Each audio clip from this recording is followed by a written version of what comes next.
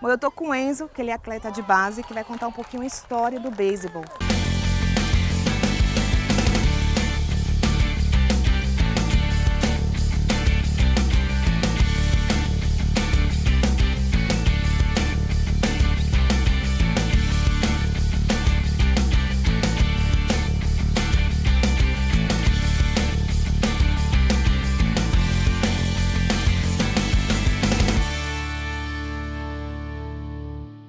Como é que surgiu o beisebol? Então, o beisebol, ele surgiu inicialmente nos Estados Unidos e aí teve influência também do Japão e da Coreia do Sul também. Isso faz muitos anos. Faz, tipo 1850, por aí. E foi nessa época que chegou no Brasil através de funcionários de uma empresa norte-americana? Isso, com a imigração que estava acontecendo nessa época, os funcionários da empresa chegaram e trouxeram o esporte junto com eles, junto com a cultura, né?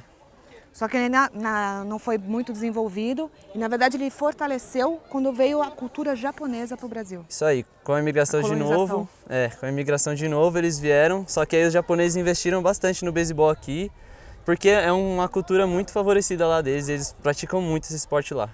E como que é visto para os japoneses o beisebol no Brasil? Então, antigamente era mais fechado para os japoneses, apenas para os japoneses. Agora, graças a Deus, com a ajuda dos cubanos também que vieram para o Brasil, que a gente aqui, por exemplo, na Anguera Nikkei Club, a gente tem a presença de muitos técnicos cubanos, aí foi abrindo portas para outras coisas e aí agora a maioria dos jogadores são brasileiros e não japoneses. O beisebol, na verdade, ele é muito forte, tanto nos Estados Unidos, na Coreia do Sul, em Cuba e no Japão. Isso, são as 4 potências principais que a gente tem. O Brasil está crescendo, mas ainda falta muito para a gente conseguir desenvolver o nível técnico deles. E por que o Brasil não é tão valorizado? Então, é uma questão tanto política, porque é um esporte caro e aí não tem investimento, e aí quem tem que manter, tipo, as pessoas que não têm condição não conseguem jogar, e aí tem muito atleta que fica para trás.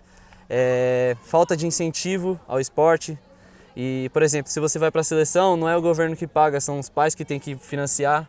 Isso é complicado e acaba desvalorizando o esporte aqui no Brasil, o povo fica desanimado.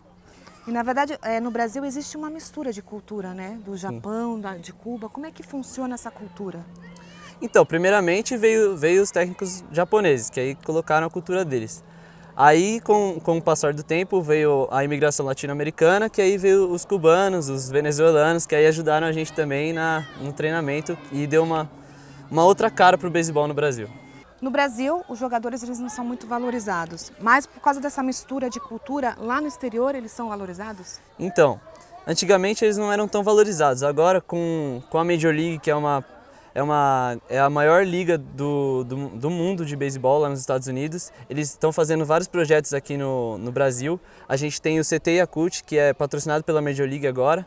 E aí tem os atletas que moram lá, inclusive eu morei lá 1 ano. E aí você vai lá e você treina e aí vem olheiros dos times americanos da Major League para contratar e aí está saindo muito mais jogadores para lá. Falando em jogadores, eu queria que você faça um pouquinho dos campeonatos. Quais são os campeonatos que acontecem no Brasil e fora? Então, da categoria adulto aqui no Brasil, a gente tem 2 campeonatos principais, que são a Taça Brasil e o Campeonato Brasileiro. Esses são os 2 principais. Porém, as categorias de base, tem outros, o Paulista, tem os torneios dos próprios clubes que os clubes fazem. Isso acontece aqui uma vez por ano? A Taça Brasil e o Brasileiro são uma acontece no começo do ano e a outra no final do ano.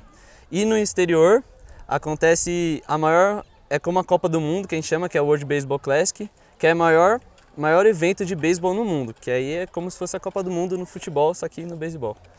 E, na verdade, o beisebol, no modo geral, ele foi muito valorizado na época, em 92, quando virou uma modalidade oficial nas Olimpíadas em Barcelona. Sim. Depois ele sumiu um pouco, mas agora acredita que em 2020 ele volta com tudo. Sim, 2020 vai ser no Japão, né? Tóquio é uma das grandes potências do beisebol e lá tem muito investimento no beisebol e tem muitos campos, então fica mais fácil para eles conseguirem colocar o tanto de time que vai ir para as Olimpíadas lá. Bom, então no próximo bloco vamos conhecer um pouquinho das regras e dos equipamentos. Não saia daí!